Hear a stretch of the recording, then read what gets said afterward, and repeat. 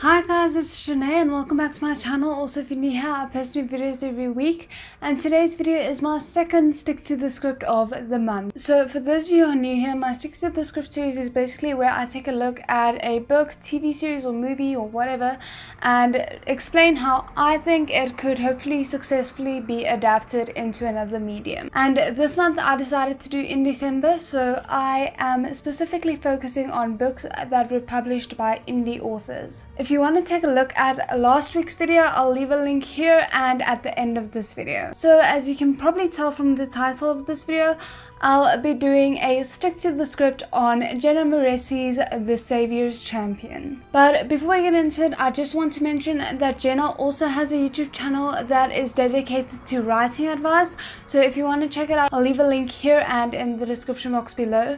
We aren't by any means affiliated or collaborating, but I just thought I'd mention it. So the video will be divided into two sections, so a review portion and an adaptation portion. And though the review will have a spoiler part and a non-spoiler part, the stick to the script will be completely spoiler free, so hopefully there will be something for everyone. So just for a quick summary of the plot, the story is about a artist and laborer named Tobias who decides to enter a tournament in order to help earn money to support his family, even if it might end up being at the cost of his own life. The tournament is held in order to find a husband for the savior of the realm, but though Tobias knows this, a girl who is part of the savior's court, who's named Layla, attracts his attention instead. Okay, so I'm not gonna lie, for me this book was seriously intense. I'm a total wimp, so there were genuinely moments where I had to take a breather because I was feeling slightly ill. I haven't watched Game of Thrones or even read it, so I can't say how this violence compares to that. But for me it was pretty intense, but as I said, I am a total wimp, so take what I say with a grain of salt. Just because like what was in the book really affected me doesn't mean this is a bad book, not at all. It just, for someone who is a sensitive reader or viewer or anything like that, this might hit you pretty hard. But with that, I do want to stress that in my opinion it wasn't because it was gory or anything like that.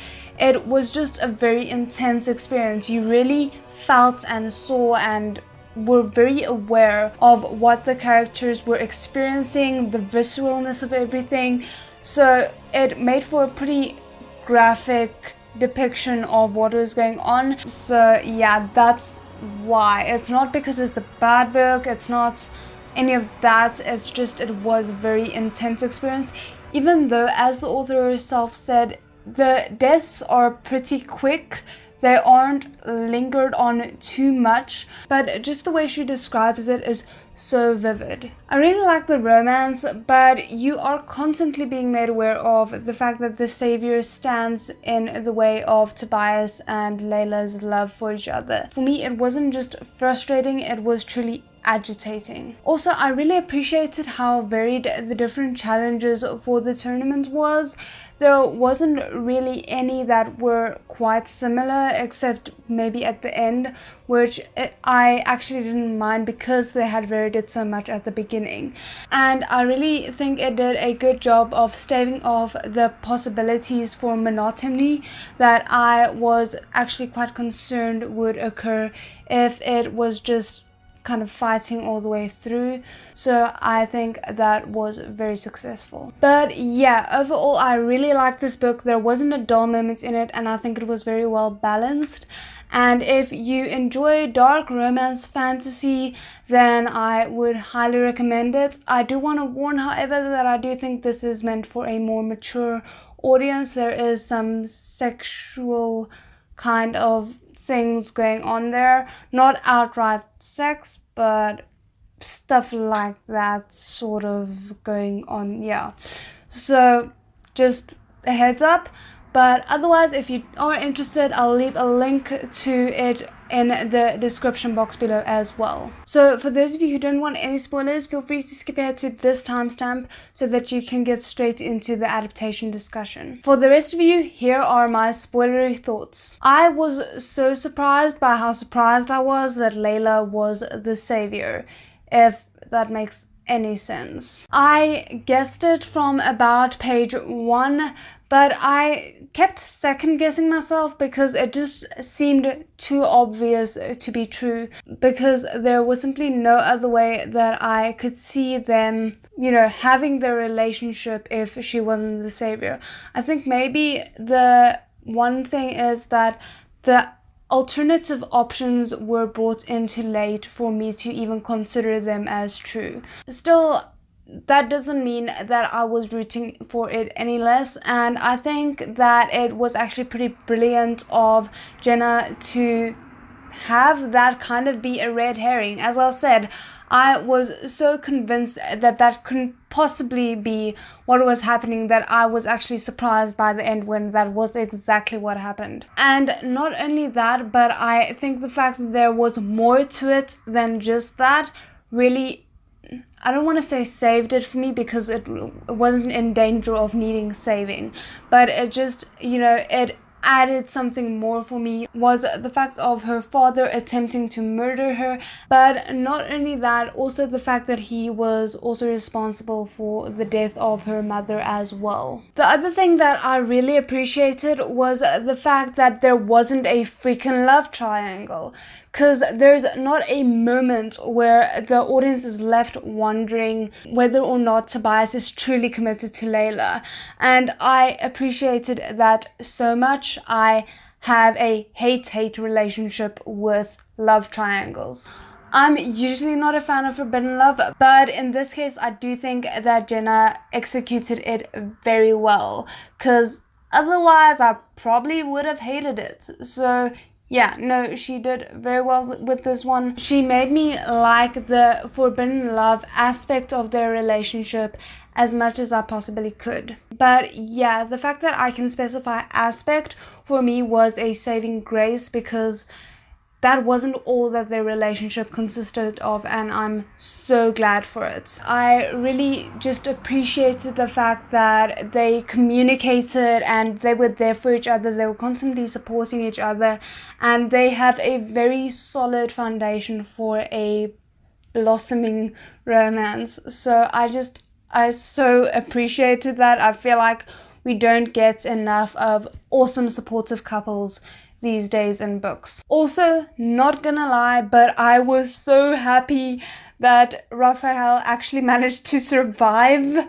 Like, I kind of hope we see him again in the next book, though maybe not, since then I'll have to stress about him surviving the next book all over again. So yeah, we'll see how that pans out. Okay, side note, I keep imagining Layla as Morgana from The Adventures of Merlin.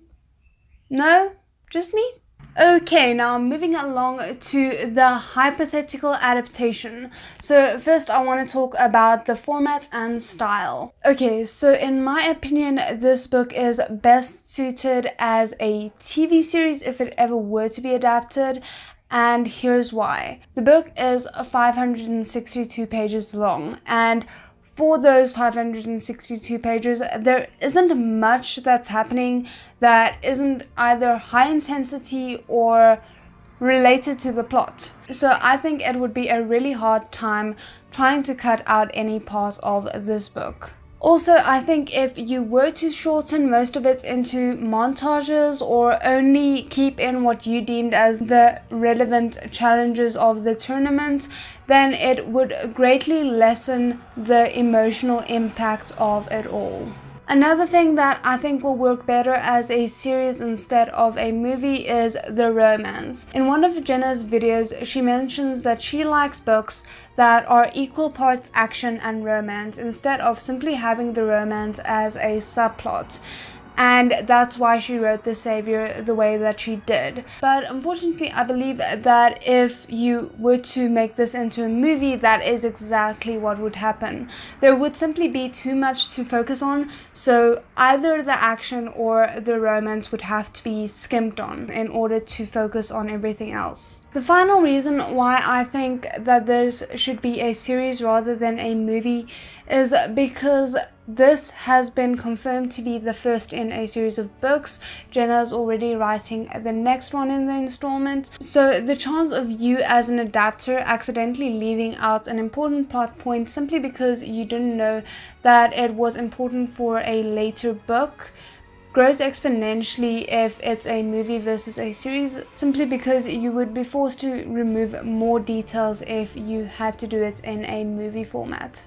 That being said, I do think this hypothetical series would be best suited for a 13 episode season and not the older long form 22 to 24 episode seasons, because even though there is a lot to cover, I don't think it's that much that you would basically need one challenge per episode. I think it would be much better if you compressed it to 2 to 3 challenges an episode. I also just want to mention that I think the current TV climate, if I can call it that, is quite perfect for this. With shows like Game of Thrones and Vikings around, I do think that the Savior's Champion would slot in quite well, but would still be different enough in its storyline and execution that it would be able to hold its own against them. Then moving on to the style, I think the coloring for the series should be warm instead of the cool tones that you so often see in action films these days. Even during the grimmest moments in the book, it never felt cold to me. Dark maybe, but not cold. Okay, so this might just be me, but there seems to be a lot of mention of red and of blood, and I think both of these are pretty much exemplified in the cover as well. But the other color that I thought came up quite a bit was blue, and that was usually mentioned in relation to Layla.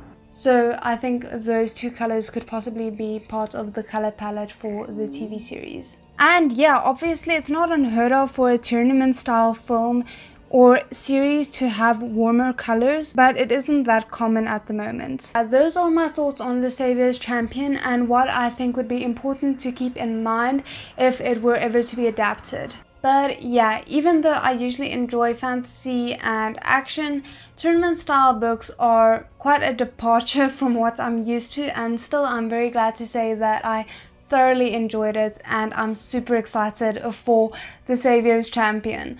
So yeah, let me know if you'd want to see a video on that and what kind of video that might be, since I think the adaptation bird has flown away. We would have to do something new for the next video on the Savior series. But yeah, I really enjoyed doing this video and I hope you enjoyed watching it as well. If you did, please consider liking and subscribing. I'd really appreciate it. All the relevant information will be in the description box below, and otherwise I'll see you guys again next time. Bye!